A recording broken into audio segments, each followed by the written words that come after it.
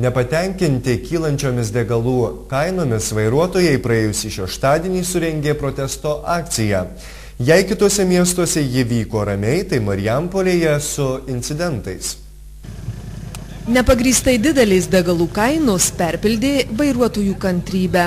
Protesto akcijoje, pildami benzino ir dyzelino už litą, marijampoliečiai tikėjusi atkreipti valdžios ir degalinių tinklų dėmesį į nuolat augančias degalų kainas.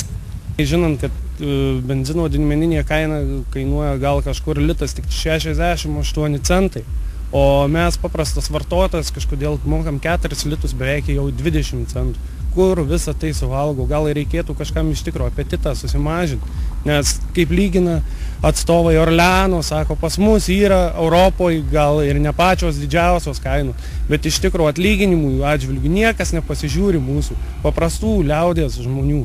Atsibodo mokėti tokius pinigus už degalus. Čia gyvenam kaip šeikai tokio valstybėje, nesuprasti kaip čia yra iš tikro. Kaimynai kitose valstybėse moka mažesnius pinigus, o lietuviai turi savo, ne savo, bet lenkai nupirkė mažeikių naftą ir kai visada mes brangiausiai mokam. Brangu? Pažiūrėkit kokios kainos ir dėl ko kyla josios. Taip mano dėl ko? Dėl valdžiaus, nežinau ką daryti. Iš paprastų žmonių viską ima tik tai. Naftos kainos mažos, o benzinas vis tiek brangus. Protestuotojų užsukusių į Lukoil degalinę Geležinkelio gatvėje laukė nemaloni staigmena. Operatoriai atsisakė parduoti degalų už litą. Degalinėje buvo sustabdyta degalų pylimo sistema, iš vairuotojų reikalauta pirmiausiai susimokėti, o tik paskui leista įsipilti degalų.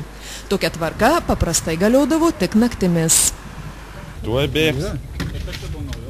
Kodėl čia tokios naujovės? Jūsų akcija, mes akcija. Lauksim, koliai mums pils kurą, laukiam vaizdo kamerą atveš, nufilmuosim ir kreipsimės į vartotojo teisės, nes, kaip sakant, mūsų teisės yra apriboto. Degalinė sako, turim pilti ne mažiau 2 litrus kurų, bet aš šiuo metu turiu tik tai, galiu net parodyti, 1 litas baltais centais, turiu. Nes iš tikrųjų krizėje Lietuvoje mes, surinkau paskutinius litus. Mūsų kalbinti vairuotojai sakė, nesitikintys, jog akcija atneš teigiamų rezultatų ir degalų kainos sumažės. Nebent. Labai mažų. Nesitikit, kad valdžia atsižvelgs į vairuotojų protestą? Bus matyti, pažiūrėsim. Nežinau. Bet man atrodo, nieko nebus. Nemanau už tai, kad mažai dalyvaujančių yra žmonių. Turbūt visiems gerai gyventi šioje. O kaip manot, kodėl vis dėlto neaktyvūs marijampoliečiai? Turi gal daugiau kitų darbų, kai visada Marijampolė garsėja sodais ir taip toliau žemės darbais. Akcijoje dalyvavo per 20 vairuotojų. Protesto organizatoriai mano, jog didesnio populiarumo akcija nesulaukė, nes daug marijampoliečių perka pigesnius iš Kaliningrado srities nelegaliai atvežtus degalus.